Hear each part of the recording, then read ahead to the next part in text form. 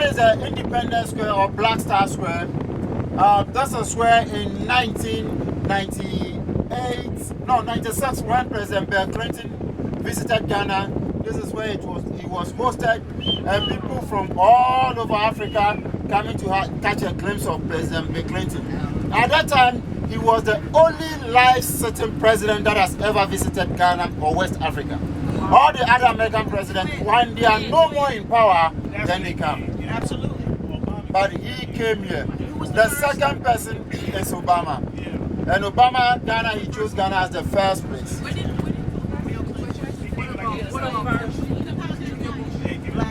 Bush didn't come when he was in power. He came after, when he was not in power, then he came. Question? Yes. What is that statue? That statue is an unknown soldier. No, not that one. That one. Yeah, this one. This is an unknown soldier. Is that an African up there? Yeah. Unknown soldier. Every country that fought during the Second World War, there is an unknown soldier. Oh, yes. Yeah, and this is a remembrance ground. We have another one that you will see later. Yeah, and then now if the car goes this way, take a look just a little bit behind you at Independence Square. You see an arc. Yes. Look at the arc, the way it's been designed, like a. Our that time President Kwame Nkrumah, the wife known as Fatia, has a special handbag. Oh, thank you. Has a special ladies' handbag. So when she's going out in an important occasion like the Independence Day, she carries that handbag.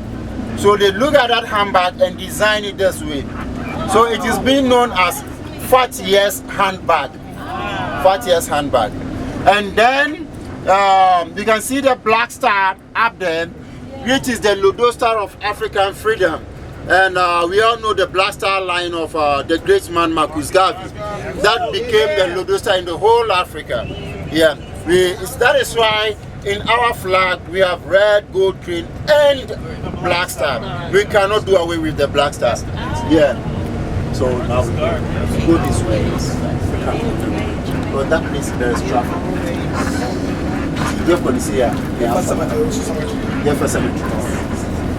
What's the stadium? Yes, this is a soccer stadium. Soccer? Yes. I wanted to call football, then I forgot that you are Americans.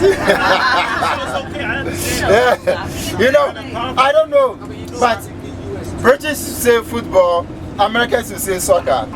British will say runabout, Americans will say circle.